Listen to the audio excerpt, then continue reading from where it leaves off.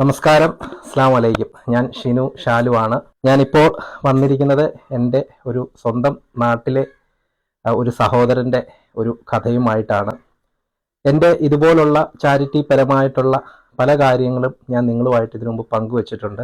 നിങ്ങളുടെ കഴിവിൻ്റെ പരമാവധി എന്നെ സഹായിച്ചിട്ടുണ്ട്, ആ കുടുംബത്തെ സഹായിച്ചിട്ടുണ്ട്. അങ്ങനെ ധാരാളം പേർക്ക് അതുവഴി വലിയൊരു അനുഗ്രഹം ഉണ്ടായിട്ടുണ്ട്. അതുപോലൊരു ആവശ്യമായിട്ടാണ് ഒരിക്കൽ കൂടി ഞാൻ നിങ്ങളുടെ മുമ്പിലേക്ക് വന്നിരിക്കുന്നത്. ഇത് നമ്മളുടെ റെജി ഗോപാലൻ ചേട്ടൻ. ഇദ്ദേഹം എരുമേലിയിൽ നേർച്ചപ്പാറയിൽ താമസിക്കുന്ന ഒരു ആളാണ്. മേശിരിപ്പണിയൊക്കെ ആയിട്ട് 3 പെൺകുട്ടികളും ഭാര്യയുമായിട്ട് സന്തോഷമായ രീതിയിൽ ഉള്ളതുകൊണ്ട് കഴിഞ്ഞു പോകുന്ന ഒരു കുടുംബമായിരുന്നു. ആ കുടുംബത്തിലേക്കാണ് എപ്പോഴും നമ്മൾ പറയുന്നത് പോലെ ദൈവത്തിൻ്റെ പടച്ചവൻ്റെ ഒരു പരീക്ഷണം എന്നൊരു രീതിയിൽ ഇദ്ദേഹത്തിൻ്റെ കിഡ്നിയെ സംബന്ധമായിട്ടുള്ള അസുഖം ഉണ്ടാകുകയും അങ്ങനെ 2 കിഡ്നിയും അദ്ദേഹത്തിന് നഷ്ടമാകുന്ന അവസ്ഥയിലേക്ക്, ഡയാലിസിസ് എന്ന് പറയുന്ന ഒരൊറ്റ കാര്യം കൊണ്ട് മാത്രം ജീവൻ നിലനിന്നു പോകുന്ന ഒരവസ്ഥയിലേക്ക് ഇദ്ദേഹം മാറുകയാണ് ഉണ്ടായത്. ശരിക്കും സ്വന്തമായിട്ട് കൂലിപ്പണിയെടുത്ത് ജീവിച്ചു കൊണ്ടിരുന്ന ഒരു മനുഷ്യൻ, 3 പെൺമക്കൾ അടങ്ങുന്ന ഭാര്യയും അടങ്ങുന്ന ഒരു കുടുംബത്തിൻ്റെ അവരുടെ അന്നദാതാവായിരുന്ന ആൾക്ക് പെട്ടെന്ന് വന്ന ഈ ഒരു അസുഖം കൊണ്ട് കുടുംബത്തിൻ്റെ സ്ഥിതി ആകെ തകിടം മറിയുകയും ഒരു നേരത്തെ ആഹാരത്തിന് പോലും ബുദ്ധിമുട്ടുന്ന രീതിയിലേക്ക് ഈ കുടുംബം മാറുകയും അതിൻ്റെ ഇടയ്ക്ക് ഭാരിച്ച ഡയാലിസിസ് എന്ന് പറയുന്ന ഒരു പ്രക്രിയ നടത്താനുള്ള അവസ്ഥ പോലും ഇല്ലാതെ നിങ്ങളുടെ എല്ലാം മുമ്പിൽ കണ്ണീരോടുകൂടി ഒരു യാചനയോടുകൂടി വരേണ്ട ഒരു അവസ്ഥയിലേക്ക് അവരെത്തി ചേരുകയാണ് ഉണ്ടായത്. അപ്പോൾ ഏകദേശം ഇപ്പോൾ 3 വർഷമായി ഇദ്ദേഹം ഈ ഒരു പ്രശ്നത്തിൽ ഇവരുടെ കുടുംബവും ബുദ്ധിമുട്ടുകയാണ്.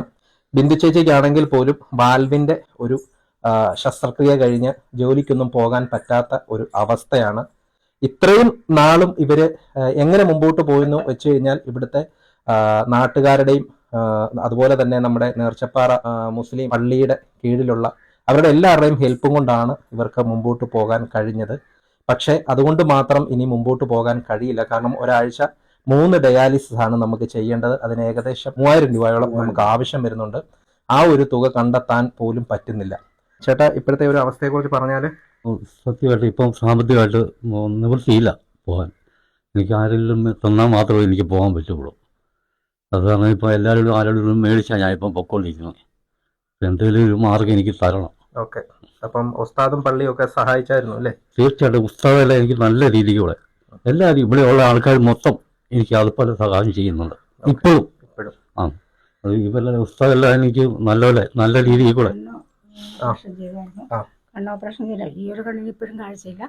അതിനൊക്കെ ഞങ്ങൾ ഒത്തിരി സഹായിച്ചു പുസ്തകം. ഓക്കെ, അപ്പം നമ്മുടെ നേർച്ചപ്പാറ ജമാഅത്ത് പള്ളിയുടെ ഇമാമാണ്. അപ്പോൾ ഉസ്താദ് റജിയനെ സംബന്ധിച്ചിടത്തോളം അദ്ദേഹത്തിന് വേണ്ടി എൻ്റെ മഹൻ നിവാസികളും അതുപോലെ സെക്രട്ടറി നസാറണ്ണന്, അനീഷണ്ണന്, അതുപോലെ തുടങ്ങുന്ന പ്രസിഡന്റ് ഷാജഹാണ്ണന്, അതുപോലെ എല്ലാവരും ഒത്തൊരുമിച്ച് നിന്ന് ഒരുപാട് സഹായങ്ങൾ ഞങ്ങളുടെ കഴിവിൻ്റെ പരമാവധി റജിയനെ സഹായിച്ചിട്ടുണ്ട്, ഇപ്പോഴും സഹായിച്ചുകൊണ്ടിരിക്കുകയാണ്. അതുകൊണ്ട് ദൈവം ഇതെല്ലാ ആൾക്കാരും കാര്യമായ നിലയിൽ അദ്ദേഹത്തിൻ്റെ ഒരാഴ്ച 3000 രൂപയെങ്കിലും ചിലവാകും. അതുകൊണ്ട് എല്ലാവരും കാര്യമായൊരു സഹായം നൽകണം. അദ്ദേഹത്തിൻ്റെ അവസ്ഥ വളരെ മോശമാണ്. ഞങ്ങൾ എല്ലാം കണ്ടുകൊണ്ടിരിക്കുന്ന ഒരു സാഹചര്യമാണ്. പള്ളിയിലെ ഓരോ പരിപാടികൾക്കും നിബന്ധനത്തായാലും അതുപോലെ പെരുന്നാളിനായാലും നോമ്പിനായാലും അദ്ദേഹത്തിൻ്റെ കഴിവിൻ്റെ പരമാവധി അദ്ദേഹം പള്ളിയിലേക്ക് ഓരോ കാര്യങ്ങൾ വാങ്ങിച്ചു തരികയും നോമ്പ് ഉറപ്പിക്കുകയൊക്കെ ചെയ്തിട്ടുണ്ട്. ഒരുപാട് നന്മകൾ നമ്മുടെ പള്ളിക്ക് വേണ്ടി ചെയ്തിട്ടുണ്ട്.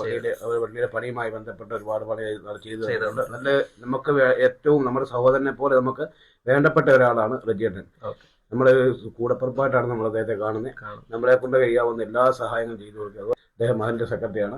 അദ്ദേഹം വേണ്ടുന്ന കാര്യങ്ങളൊക്കെ മഹലിന് ചെയ്തു കൊടുക്കാവുന്നതും വ്യക്തിപരമായിട്ട് ചെയ്യാവുന്നതും ഒരുപാട് കാര്യങ്ങൾ ഇപ്പോൾ അദ്ദേഹം ചെയ്തുകൊണ്ടിരിക്കുന്ന ഒരു സാഹചര്യമാണ്.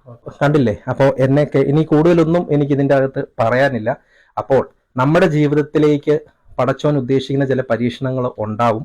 ചിലപ്പോൾ നമ്മളത് കഴിഞ്ഞു പോയിട്ടുണ്ടാവും, അല്ലെങ്കിൽ നമുക്കിനി നമ്മുടെ കുടുംബത്തിലേക്ക് ഇതുപോലുള്ള പരീക്ഷണങ്ങൾ ഇനിയും ഉണ്ടാവാം.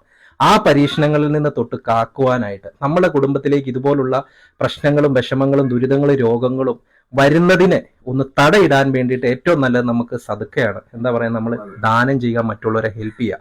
അങ്ങനെ നിങ്ങളുടെ കുടുംബത്തിലേക്ക് ഇതുപോലൊരു ദുരന്തമോ പ്രശ്നങ്ങളോ വിഷമങ്ങളോ ഉണ്ടാവാതിരിക്കാൻ നിങ്ങളെ കൊണ്ട് കഴിയുന്ന ഒരു ഡയാലിസിസിനുള്ള പൈസ ആണെങ്കിൽ പോലും ഞങ്ങൾ ഈ അടിയിൽ തരുന്ന അക്കൗണ്ട് നമ്പർ, ഗൂഗിൾ പേ നമ്പറിലേക്ക് നിങ്ങളുടെ കഴിവിൻ്റെ പരമാവധി നിങ്ങൾ സഹായിച്ച് അയച്ചു കൊടുക്കുക. കണ്ടില്ലേ, അദ്ദേഹം ജാതി മത ഭേദമന്യേ നമ്മുടെ എല്ലാവരുമായിട്ട് സഹകരിച്ച് നിന്നിരുന്ന ഒരു മനുഷ്യനാണെന്നുള്ളത് ഉസ്താദിന്റെ വാക്കുകളിൽ നിന്ന് തന്നെ നമുക്ക് മനസ്സിലായി. അതുകൊണ്ട് ഈ മനുഷ്യനെ പെട്ടെന്നൊരു വലിയൊരു ദുരന്തത്തിലേക്ക് കടത്തിവിടാൻ ഞങ്ങളോ ഈ നാട്ടുകാരോ എന്നെ കണ്ടുകൊണ്ടിരിക്കുന്ന എൻ്റെ പ്രിയ സഹോദരങ്ങളോ തുനിയരുത്. അതുകൊണ്ട് ഇദ്ദേഹത്തിന്റെ ജീവനായിട്ട് നമുക്കെല്ലാവർക്കും ഒന്നിച്ചു നിൽക്കാം. ഒരിക്കൽ കൂടി എല്ലാവരുടെയും സഹായ സഹകരണങ്ങൾ ഞങ്ങൾ വിനീതമായിട്ട് അപേക്ഷിക്കുകയാണ്. അപ്പോൾ തീർച്ചയായിട്ടും എല്ലാവരും ഞങ്ങളോട് സഹകരിക്കുക. അതിൻ്റെ ബർക്കത്ത്, അനുഗ്രഹം പടച്ചവൻ തീർച്ചയായിട്ടും നിങ്ങളുടെ കുടുംബത്തിലും നിങ്ങളുടെ സന്താനങ്ങളിലും നിങ്ങളുടെ സമ്പത്തിലും നിങ്ങളുടെ ആയുസ്സിലും പടച്ചവൻ അത് വർദ്ധിപ്പിച്ചു തരട്ടെ എന്നുള്ള പ്രാർത്ഥനയോടുകൂടി നിർത്തുന്നു. അസ്സലാമു അലൈക്കും. നമസ്കാരം.